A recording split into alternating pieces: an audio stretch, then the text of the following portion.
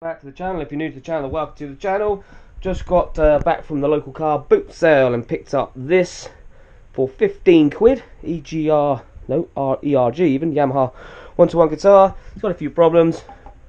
Yeah, bit of a mess. But to do up and flip, that'll be another video. We've got a couple of guitar cases here, which belong to a subscriber and has been given to me to look at a few issues with both of these. So let's have a look at what we got in here. Nice case. Ooh, that's a beauty. Look at that. We've got an Epiphone ES339. What a lovely guitar. We'll have a closer look at these. Probably do a separate video on this one and a separate video on the other one. This one I believe is just a setup. They've included the strings in there for me, so we're just going to give that a setup. Lovely jubbly. And in here, got an acoustic, I think. It open. Ooh, very nice. Which is a Furch. Not a brand I'm familiar with. Very nice guitar. I believe this is an action problem. Yeah, the action is huge. Look how high that action is. Schmoodle do. It's basically unplayable like that. So I'm going to do this one first, which is pretty straightforward. It's just basically lowering the nut, and we'll do a truss rod if it needs it, and that's basically it. New strings. Bob's your monkey. Looks very nice. I like this guitar. It's very nice. It looks good quality, high quality. So this will be the offending thing here. It's an extremely compensated bridge.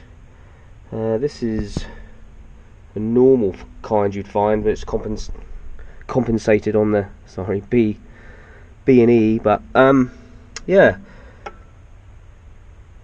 So we're going to whip that out and we're going to file that down. That's basically all you're going to do, so we can get it down nice and low. And we'll look at the truss rod adjustment, which is in there. Elixir acoustic guitar, phosphor bronze, nano web, good strings. I used to use these myself years ago, but as I snap strings quite regularly, I now use cheap ones because I just change them out more regular, because I can't seem to go 2 weeks without snapping one. So because of my bad playing technique, what I'm going to do is I'm just going to loosen these strings off. I'm going to keep them on there for now. And then get that bridge out. Saddle, bridge, saddle. What do we call these things? And then I shall slowly sand it down, and then keep checking, putting it back in and tying the strings. If that makes sense, you'll see what I mean.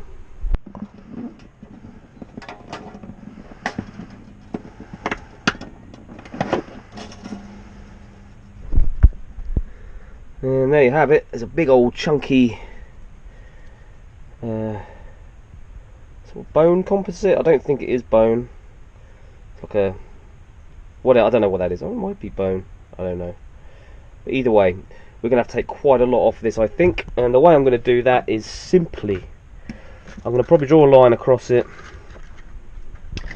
and you can see where I've done one already, with some I've got some P80 sandpaper here, and I just put it on a flat surface. This is perfect, like that, and then we gently sand that down to the level keep sanding it until it's at the right level, basically. On a line across there, we're going to start with that, which is like the just the thickness of the felt on the pen. We're going to shave that much off and then offer it up, and if we need to do it again, we'll do it again, and keep going until we get to a satisfactory height.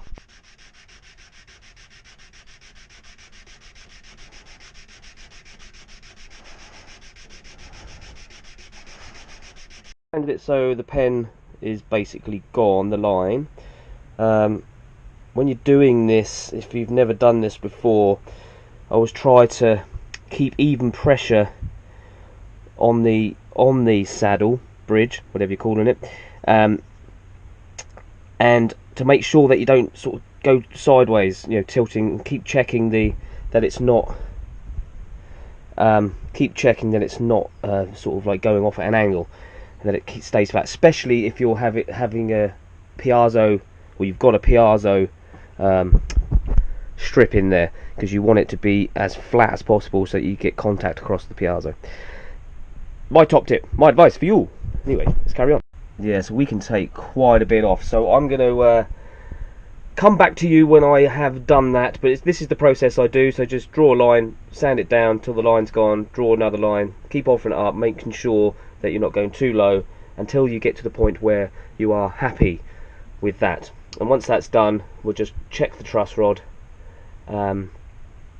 which is easy done anyway.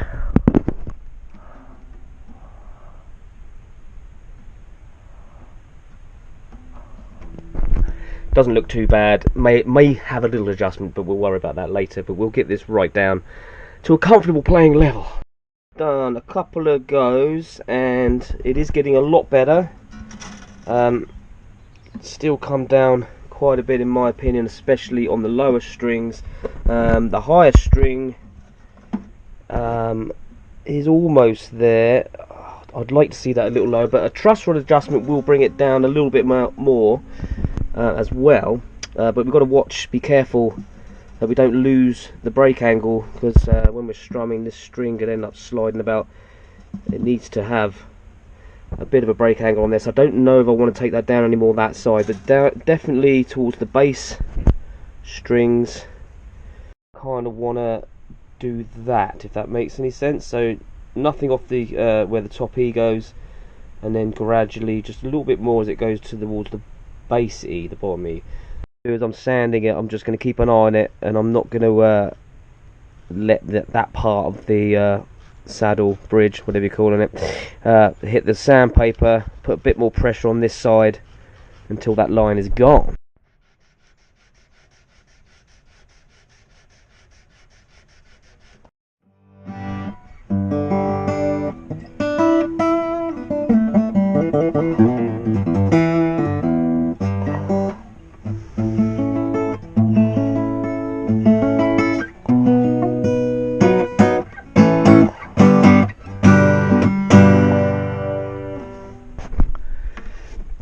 Alrighty, that's a lot better, but I do feel like it could come down a bit more. But we are running out of material, so to speak. But a little bit, I can't come down any more on the top, but we can come down a little bit more on the bottom strings, which will just make it a little bit more comfortable. Off, I'm happy with that, that's fine. I'm just going to give the frets a bit of a polish and lemon oil the neck, string it up, and I think it should be good to go. And we'll have a little listen, see what it's like, a little play.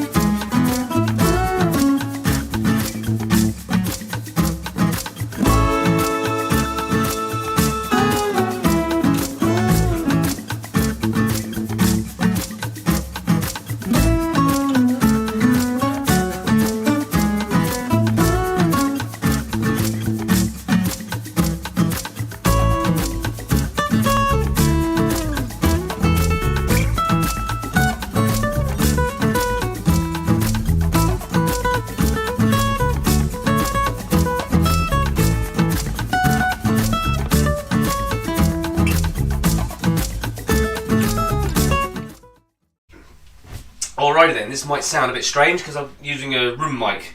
This isn't a electro-acoustic, so this is how we're going to hear it. It's a very lovely guitar, plays great now. That's how I load the action on this guitar. I don't know anything about these guitars.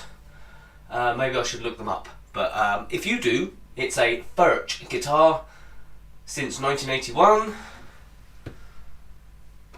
It's got like a V neck profile. It's got a nice flute, whatever they're called, on the back there. I like the tuners. I love the tuners. Those open tuners are real nice. The neck's got like a satin feel to it. I'm not sure what the body is, whether it's spruce. It doesn't look like a laminate. I don't know. But here we go anyway. Pretty much unplayable before.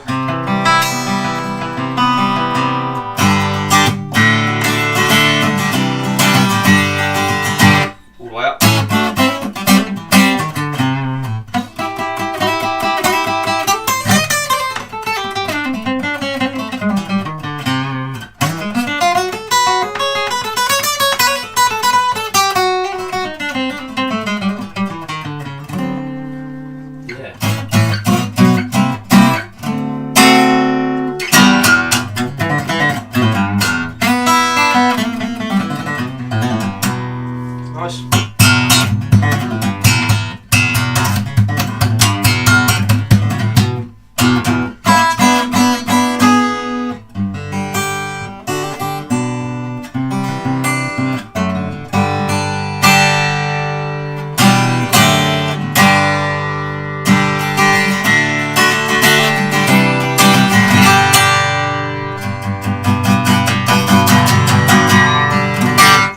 Yeah, so I'm really happy with that.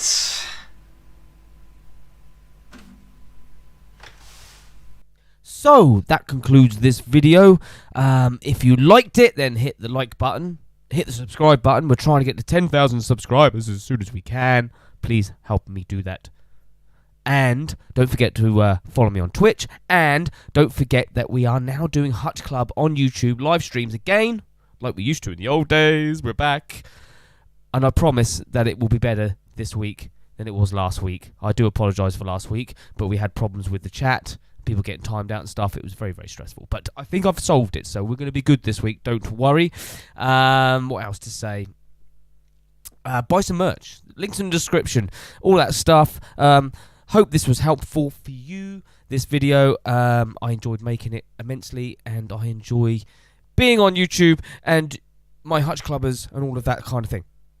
I don't know what else to say. I'm just waffling. Anyway, I think there's a jingle. Let's do the jingle. Peace till next time. Let's do the jingle. 1, 2, 3, 4. If you like my YouTube show, hit like and comment and get involved. If you dig my vibe, then hit subscribe and never miss an episode of my YouTube show.